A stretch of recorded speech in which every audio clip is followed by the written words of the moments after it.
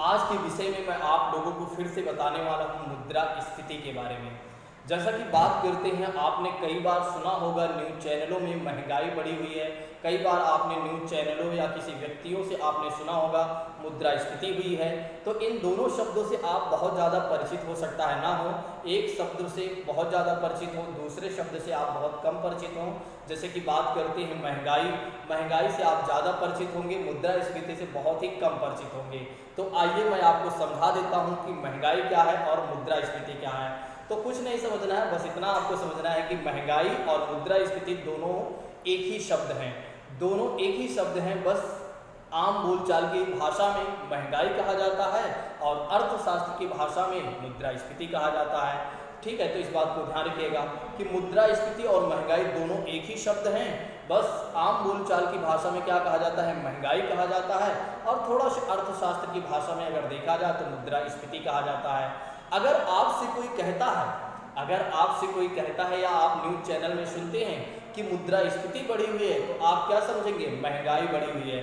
अगर आपसे कोई कहता है या न्यूज़ चैनलों में आप सुनते हैं कि मुद्रास्फीति में कमी हुई है, तो आप क्या समझेंगे कि महंगाई में कमी हुई है। आप क्या समझेंगे, महंगाई में कमी हुई है। इस बात को ध्यान रखिएगा। लेकिन अब आपको महंगाई शब्द ना बोलकर मेरे हिसाब से मुद्रास्फीति ही बोलना चाहिए, क्योंकि अब आपको महंगाई के स्थान पर एक नया शब्द मिल गया है, मुद्रास्फीति मिल गया है। क्योंकि अब आप आईएएस की तैयारी करने जा रहे हैं, आईएएस की तैयारी आप कर रहे हैं, या पीसीएस की तैयारी कर रहे हैं, या किसी अदर कॉम्पिटिटिव एग्जाम की तैयारी कर रहे हैं, तो जब आपको सही चीज़ों के बारे में पता चल गया है, तो आप उन चीज़ को, यानी कि एक अच्छा वर्ड के बारे में आपको पता चल गया है, तो आप थोड़ा से अच्छे वर्ड में बोल सकते हैं।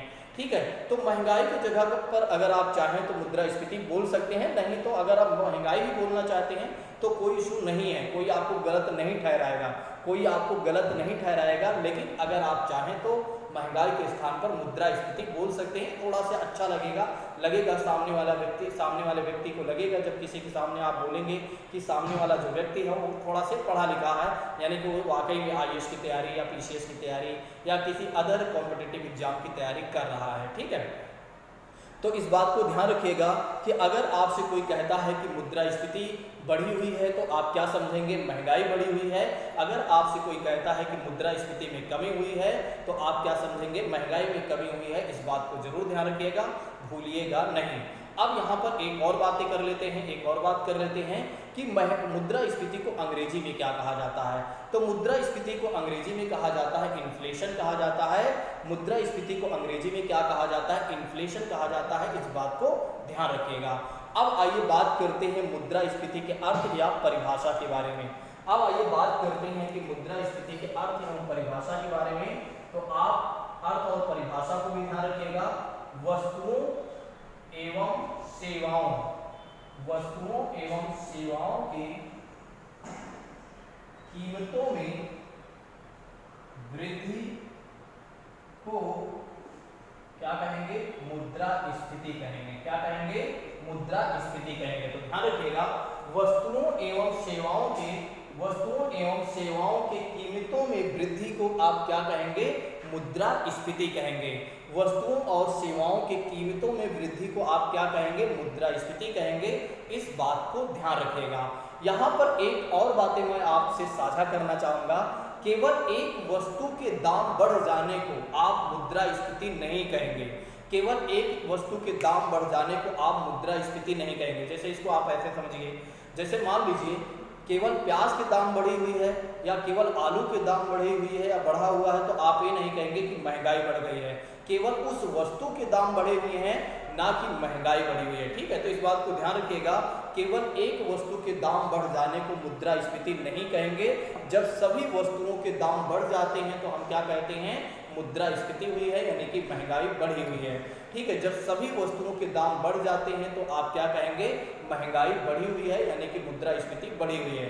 सभी वस्तुओं का मतलब ये हो जाता है, जैसे कि बात करते हैं पेट्रोल, डीजल, मिल्क यानी दूध, टमाटर, आलू, प्याज, नूडल, तमाम तरह के जितने भी अगर देखा जाए तो भारत में जो वस्तुएं हैं, अधिकतर चीज़ों के जो दाम बढ़ जाते हैं तो आप क्या कहेंगे, मुद्रास्फीति हुई है, यानी कि महंगाई बढ़ी हुई है। तो महंगाई बढ़ने में आप जरूर इस बात को ध्यान रखिएगा कि केवल एक वस्तु के दाम बढ़ने को आप महंगाई नहीं कहेंगे। बहुत सारे लोग गलत कर देते हैं, कई बार इस तरह की बातों से वे उलझ जाते हैं और सामने वाले को उलझा देते हैं।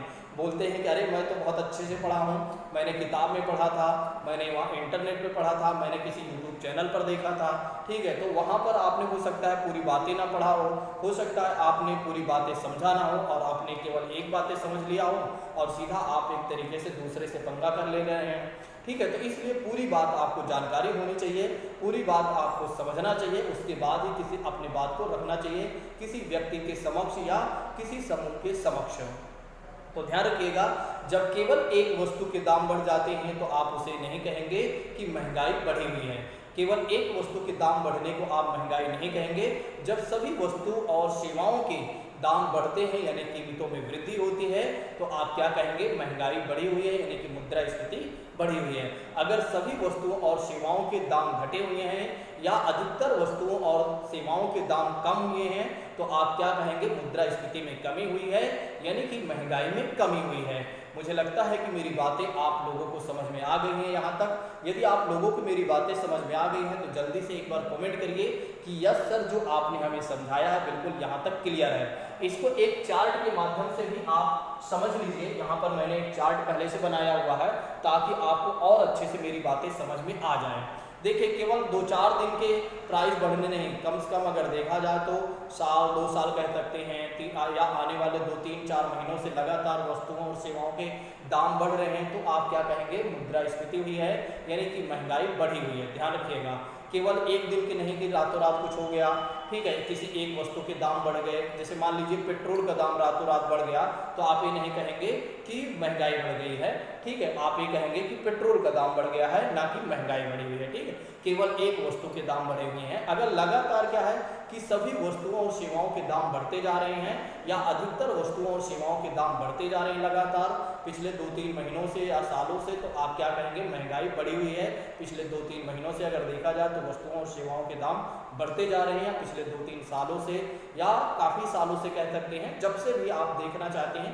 कुल मिलाकर कोई भी आधार वर्ष आप मानकर आप उसको देख सकते हैं कि कितना महंगाई बढ़ी हुई है। तो महंगाई आप कैसे मापेंगे इसके बारे में मैं आगे बताऊंगा, लेकिन अभी आप केवल इतना समझिए कि जब सभी वस्तुओं और सेवाओं के दाम बढ़ते हैं तो आप उसे क्या मानेंगे, महंगाई बढ़ी हुई है, ठीक है। इसीलिए मैं थोड़ा सा यहाँ समय ले रहा हूँ, नहीं तो मैं आपको एक ही परिभाषा में बताकर निकल लेता है। मैं यहाँ पर समय इसलिए ले रहा हूँ कि आपको अच्छे से समझ में आ जाए, ठीक है।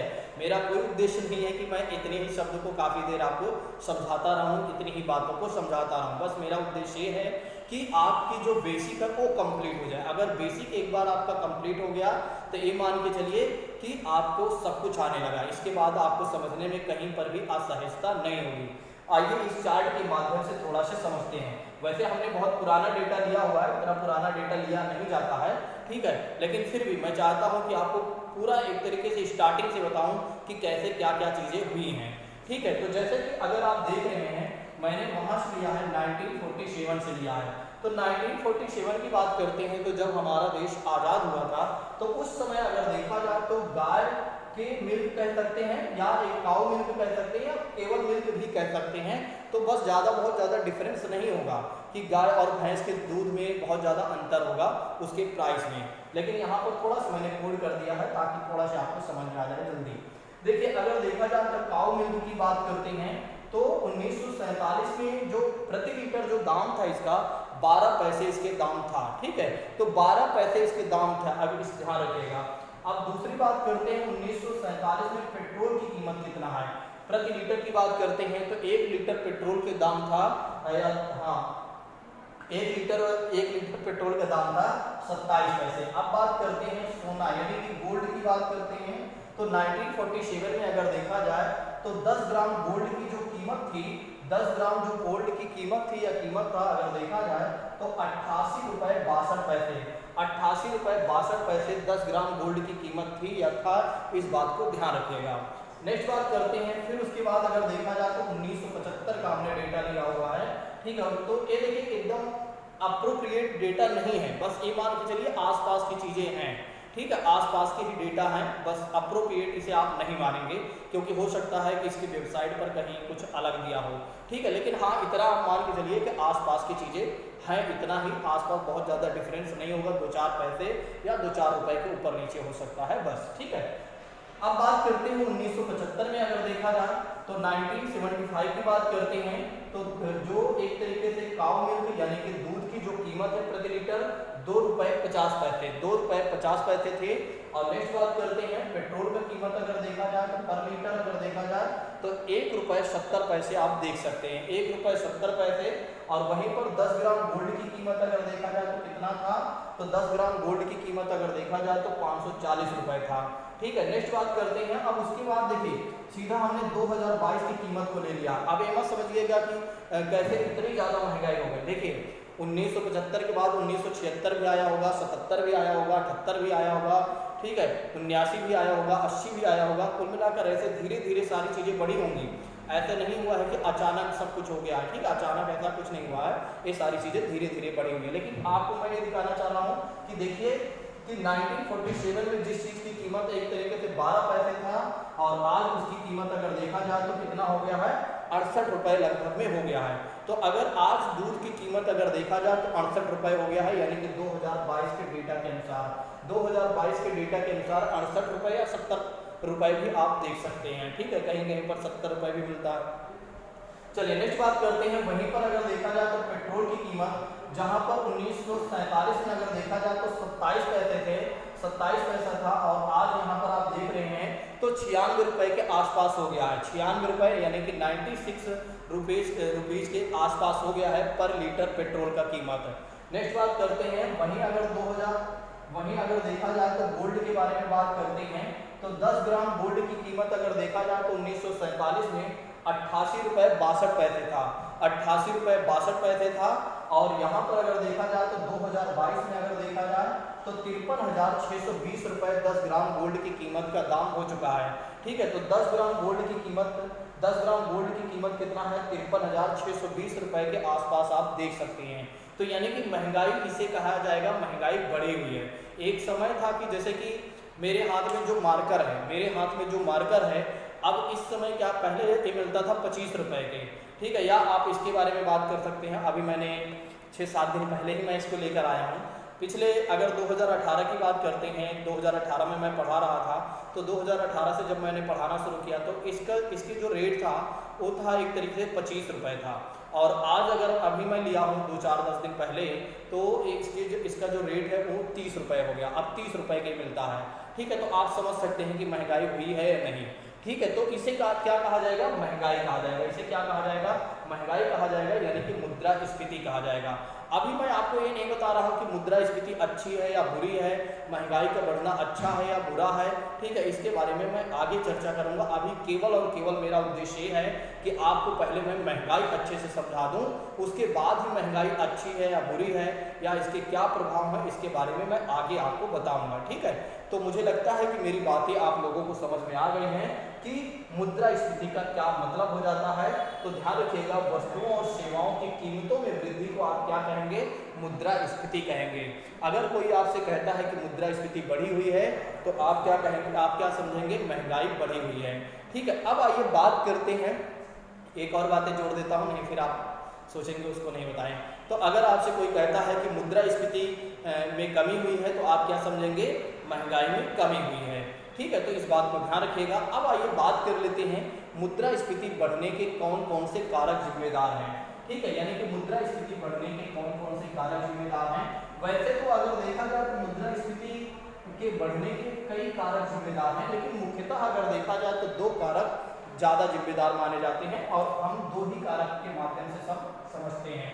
एक तो होता है मांग प्रेरित कारक, एक होता है, एक मिनट दोस्तों, और तब तक आप लोग क्या करिए, जल्दी से शेयर कर दीजिए अगर आपको क्लास अच्छी लग रही है, और यदि आप लोगों को क्लास बेहतर लग रही है तो शेयर के साथ साथ लाइक भी कर दीजिए। ठीक है, तो जैसे कि बात करते हैं तो एक है मांग प्रेरित कारक, जिसकी वजह से क्या होता है कि मुद्रास्फीति बढ़ती है। तो मुद्रास्फीति कब बढ़ती है, और इसे अंग्रेजी में क्या कहा जाएगा, डिमांड पुल कहेंगे। क्या कहेंगे, डिमांड पुल कहेंगे। ठीक है, तो डिमांड पुल इसे कहेंगे। फिर दूसरी बात करते हैं तो आपूर्ति कारक, दूसरी बात करते हैं आपूर्ति कारक के बारे में बात करते हैं, ठीक है, या आपूर्ति प्रेरित कारक कह देते हैं।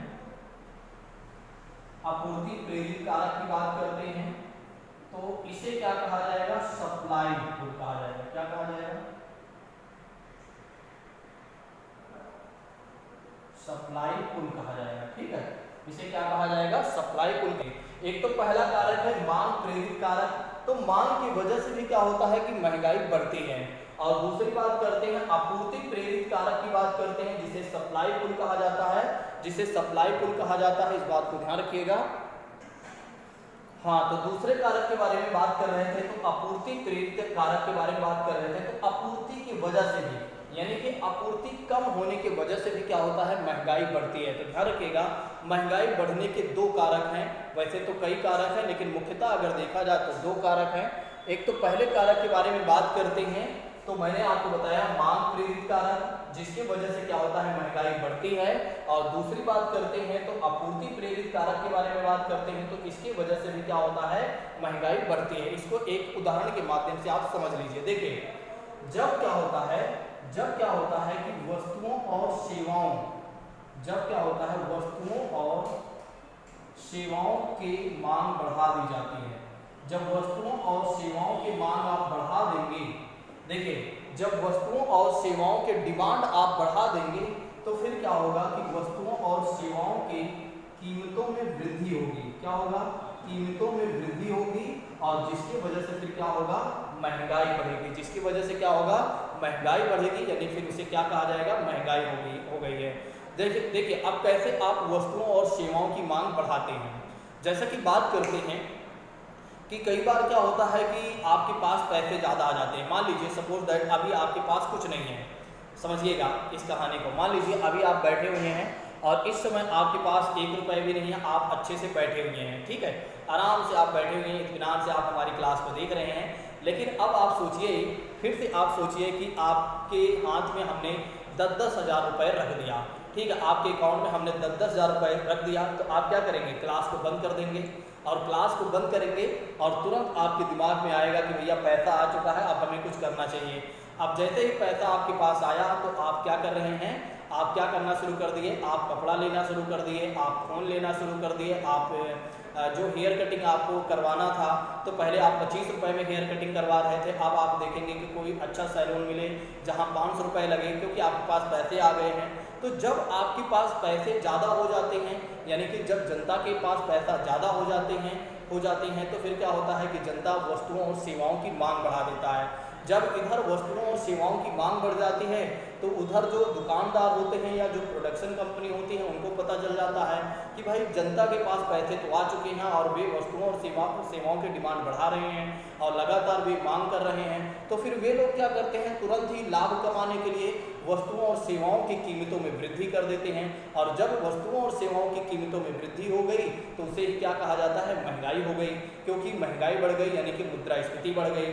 तो दोस्तों, मांग की वजह से भी क्या होता है, मुद्रास्फीति होती है। मांग की वजह से, यानी कि जब आप डिमांड बढ़ाते हैं, तो फिर क्या होता है, वस्तुओं और सेवाओं की कीमतों में वृद्धि होती है और फिर क्या होती है, महंगाई होती है, यानी कि मुद्रास्फीति होती है या महंगाई बढ़ती है। इस बात को ध्यान रखिएगा। अब दूसरी बात करते हैं, आपूर्ति कारक की बात करते हैं। तो आपूर्ति कारक में भी अगर देखा जाए, तो आपूर्ति की वजह से भी क्या होता है, महंगाई बढ़ती है। इसको आप एक एग्जाम्पल के माध्यम से समझिएगा। माना कि यहाँ पर 10 लोग हैं, माना कि यहाँ पर 10 लोग हैं। अब जो 10 लोग हैं दोस्तों, 10 लोगों की डिमांड ये है, यानी कि इनकी मांग है कि हमें 10 केजी आलू चाहिए। मतलब हर व्यक्ति ये चाहता है कि हमें 1 केजी, हमें क्या है कि 1 केजी आलू मिल जाए। तो यहाँ पर 10 लोग हैं और 10 लोगों की डिमांड ये है कि हमें 10 केजी, मतलब 1-1 केजी हमें आलू चाहिए, ठीक है। अभी मान लीजिए आलू चाहिए, ये बातें यहाँ पर थोड़ा सा डिमांड की गई है, ये केवल मांग की गई है, ध्यान रखिएगा। अभी यहाँ पर है नहीं आलू, ठीक है, यहाँ पर आलू है नहीं, केवल डिमांड की गई है 10 लोगों की कि यहाँ पर हमें एक तरीके से आलू चाहिए 1-1 किलो, ठीक। अब यहाँ पर क्या है, मान लीजिए एक दुकानदार है, अब यहाँ पर समझ लीजिए एक दुकानदार है।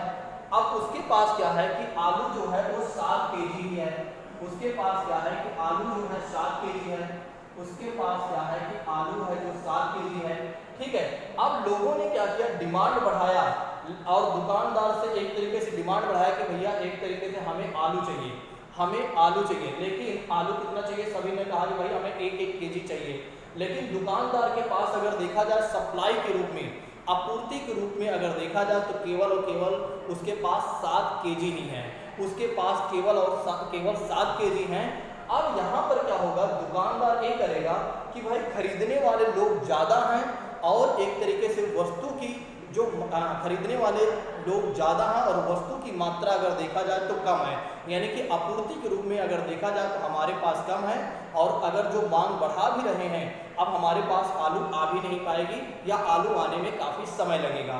ठीक है, तो फिर क्या होगा, यहाँ पर आप देख रहे हैं कि आपूर्ति कम है और डिमांड ज़्यादा है। ठीक है, तो आपूर्ति ना हो पाने की वजह से अब दुकानदार क्या करेगा, कीमतों में वृद्धि कर देगा। कहने का मतलब ये है, आलू का रेट अगर अभी 10 रुपए केजी है था, ठीक है, जब एक तरीके से मान लीजिए 10 रुपए केजी था, चलिए ऐसे ही देख लेते हैं, यहाँ पर आलू का जो रेट था वो 10 रुपए केजी था। अब दुकानदार ने देखा कि भाई हमारे पास सप्लाई कम है, तो क्या कर दे रहा है, 30 रुपए केजी कर दे रहा है। वो 30 रुपए केजी कर दे रहा है आलू का दाम, तो क्या हुआ, आपूर्ति कम होने की वजह से भी क्या हुआ है कि वस्तु और सेवाओं के दाम बढ़े हुए हैं, यानी कि वस्तु के दाम बढ़े हुए हैं और उसकी वजह से क्या हुआ है, मुद्रास्फीति हुई है, यानी कि महंगाई बढ़ी हुई है। तो महंगाई एक तरीके से 2 कारणों से ज़्यादा बढ़ती है। एक तो मांग प्रेरित, जब आप डिमांड ज़्यादा करेंगे तो एक तरीके से देखा जाए तो दुकानदार को पता चलेगा या प्रोडक्शन कंपनी को पता चलेगा कि लोग क्या कर रहे हैं, ज़्यादा वस्तु और सेवाओं की डिमांड बढ़ा रहे हैं, तो वे क्या करेंगे, लाभ कमाएंगे। लाभ कमाने के लिए वे क्या करेंगे, कीमतों में वृद्धि कर देंगे और कीमतों में वृद्धि करने को फिर आप क्या कहेंगे, मुद्रास्फीति हुई है, यानी कि महंगाई बढ़ी हुई है। ठीक है, तो इस बात को ध्यान रखेगा। या फिर दूसरी बात करते हैं आपूर्ति प्रेरित कारक में, तो अगर क्या होगा कि वस्तुओं और सेवाओं की उपलब्धता कम होगी तो फिर क्या होगा, दुकानदार या प्रोडक्शन कंपनी वाले जो क्या करेंगे, ठीक है, तो वे क्या करेंगे, वस्तुओं और सेवाओं के दाम बढ़ा देंगे और फिर क्या होगा कि मुद्रास्फीति होगी, यानी कि महंगाई बढ़ जाएगी। तो महंगाई बढ़ने के मुख्यतः अगर देखा जाए तो 2 कारक हैं, लेकिन आइए हम जानते हैं अगली क्लास में मांग प्रेरित कैसे मतलब किस वजह से लोग एक तरीके से डिमांड बढ़ाते हैं, कौन कौन से कारक होते हैं या कौन कौन से चीज़ें हैं जिम्मेदार हैं जिसकी वजह से लोग क्या करते हैं, महंगाई जिसकी वजह से लोग डिमांड बढ़ाते हैं, यानी कि मांग करते हैं वस्तुओं और सेवाओं के, क्या क्या कारण होते हैं। ठीक है, तो इसके अगली क्लास में हम देखेंगे, तो आप लोग इसकी अगली क्लास जो है उसको भी देख लीजिएगा। ठीक है, तो इसकी अगली क्लास जो है उसको भी आप लोग देख लीजिएगा, भूलिएगा नहीं। ठीक है, तो इसकी क्लास जो आज वाली क्लास दोनों एक साथ ही क्लास रहेगी। ठीक है, मतलब मर्ज नहीं रहेगी, अलग अलग क्लास रहेगी। एक जो है अभी आप देख रहे हैं एक क्लास होगी, इसके बाद दूसरी क्लास, तो उसको भी आप लोग देख लीजिएगा। ठीक है, मुझे लगता है कि मैंने आपको बहुत अच्छे तरीके से समझा दिया है और आगे वाली क्लास भी आप जब देख लेंगे तो आपको और अच्छे से सारी बातें समझ में आ जाएंगी।